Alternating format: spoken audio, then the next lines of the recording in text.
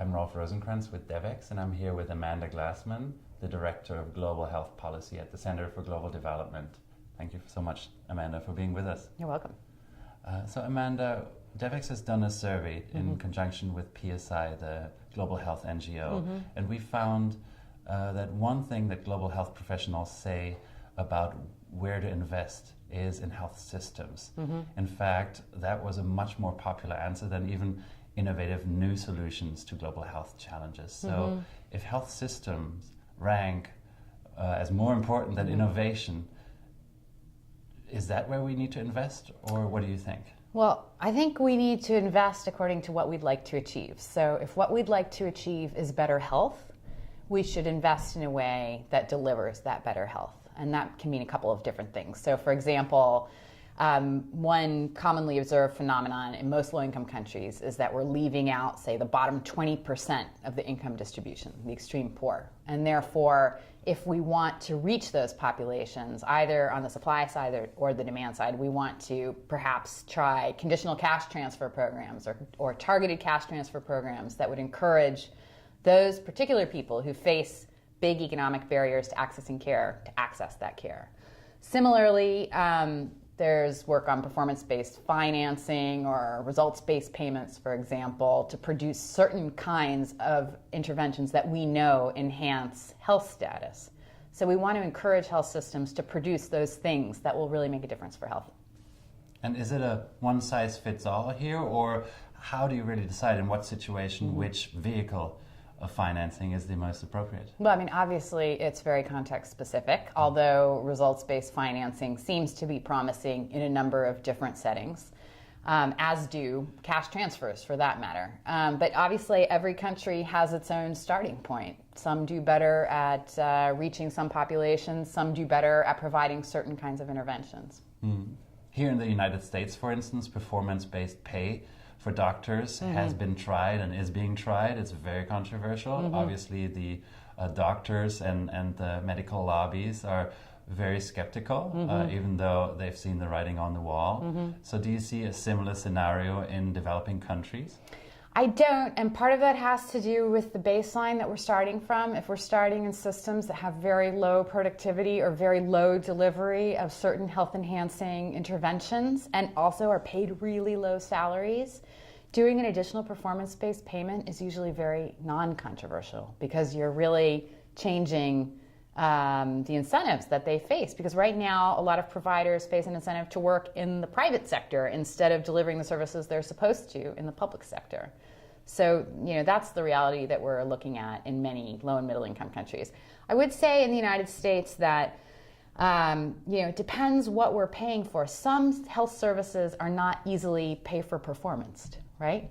They're complex, each patient is unique, but we're talking about population level health outcomes, say in diabetes management. We do know what works. So we just have to create incentives. So for those things that are easy to define, that will clearly improve health, that won't distort the other kinds of things that doctors and nurses and other kinds of clinicians need to deliver care. That's where those kinds of things are going to work.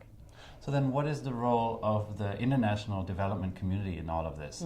What you've been describing seems to be a lot on the shoulders of host governments.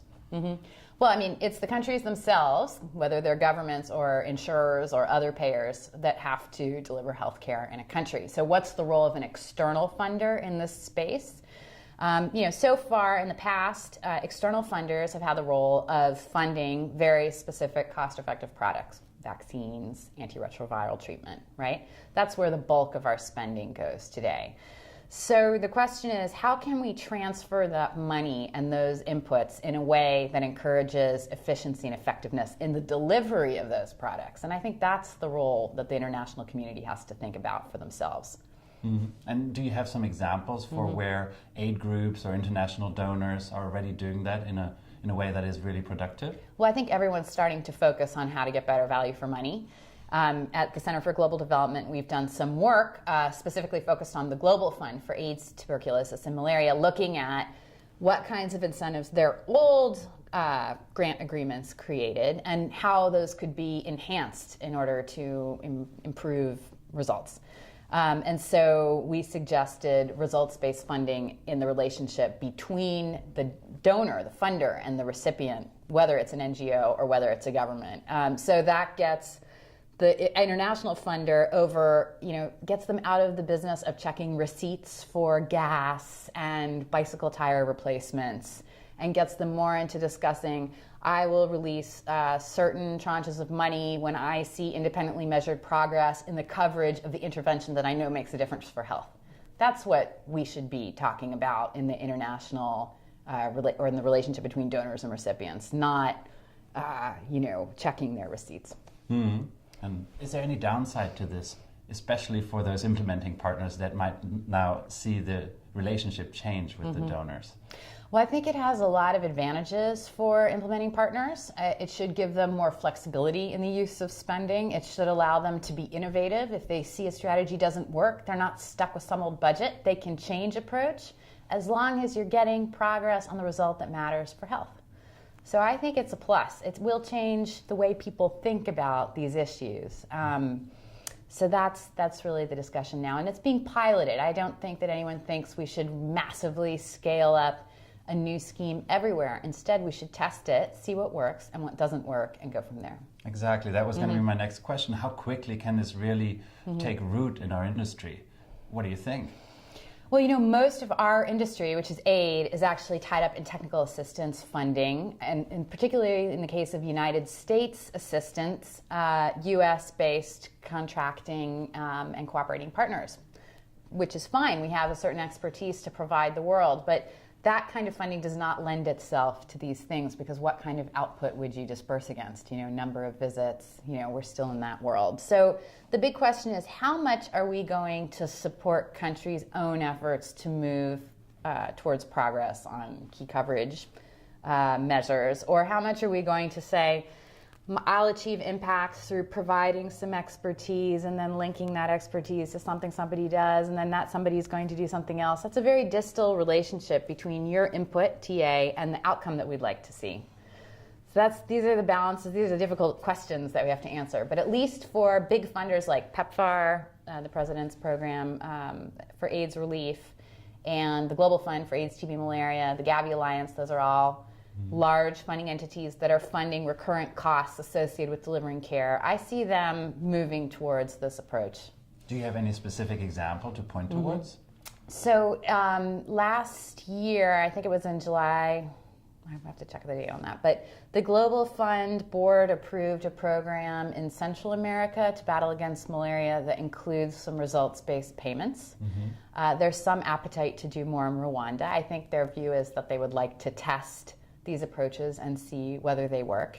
In the case of the Gavi Alliance, I know that they're paying more attention to the quality of the coverage information that they have on vaccination coverage. And that's great, because that means if you have better quality independent verification, then you can pay on that without any worry that you're creating incentives for something else, like over-reporting data.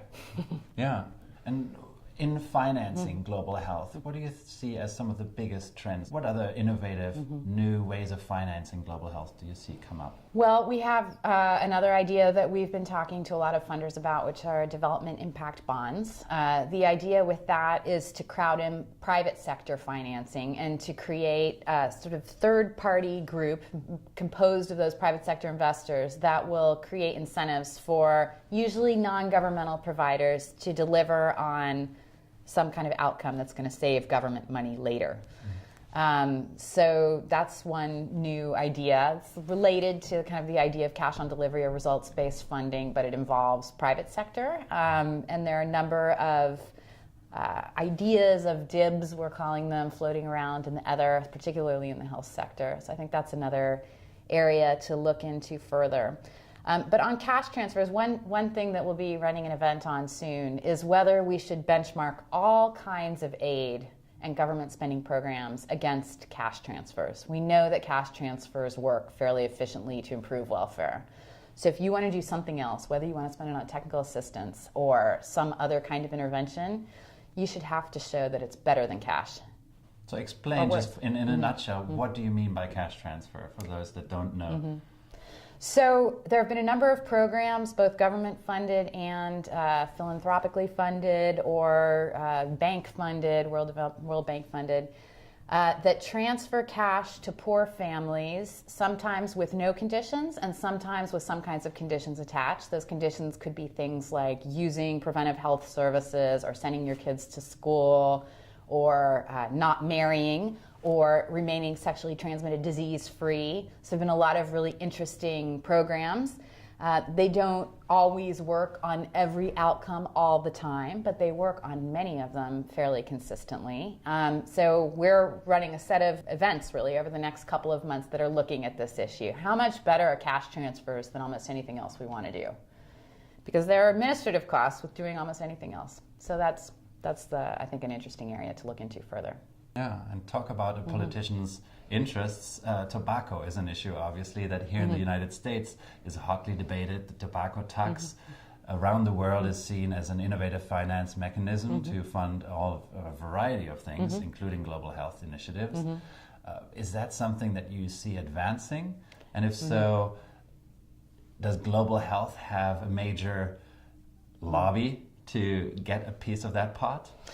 Well, no, I think first, tobacco tax is probably one of the best buys in global health, for sure. And that's something that we can say across a variety of settings because it's pretty much win-win. Lower incidence of smoking, later start to smoking, and increased revenues for government.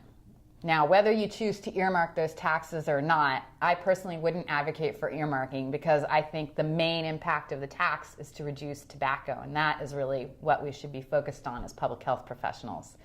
If we also get a little bit of the action at the end of the day in terms of money, great. I would like to see the global institutions focused on increasing tobacco taxes much, much more. And I think that's really the business of the World Bank and the other multilateral development banks and the IMF that work on tax and subsidy policy and have really ignored tobacco tax for many, many years. So now is the time. I would like to see them put that at the top of their global health agenda.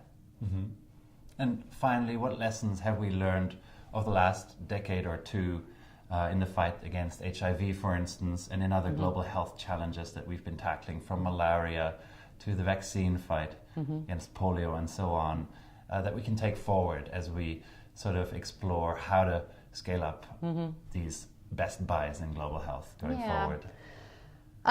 What have we learned? Well, I think we've learned that we have to care a lot more about results and accountability and attaching that more closely to the funding flows. We have a lot of modeled results in health, meaning we buy a lot of something and we model what we expect that amount of product produces in terms of people's health at the end of the day. But what we really don't know is, are those products actually reaching people? Are people using them the way they have to use them to get the health gains? And therefore, are we reaching the disease goals the way we expect? I mean, we do know that health has improved a lot. What we don't know is whether it was because of us or not. Maybe that doesn't matter. But it does matter in the sense of whether are we going as fast as we can, or could we have, saved many millions more lives because we cared about, going all the way down to the person whose life and health we want to impact. So I think that's kind of the next stage. That's the big lesson learned for me. And another debate that is big right now is the universal coverage debate.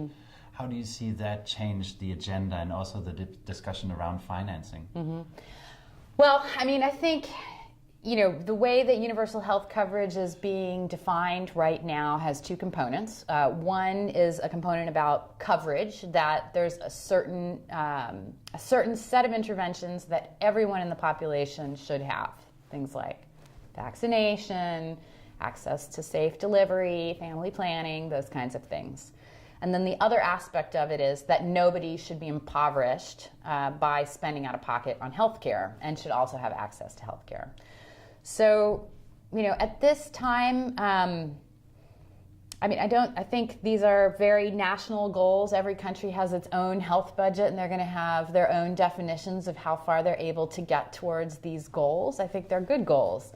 I don't think that we see the big funders reflecting the universal health coverage goal at this time. They are more focused on those MDG-related goals still.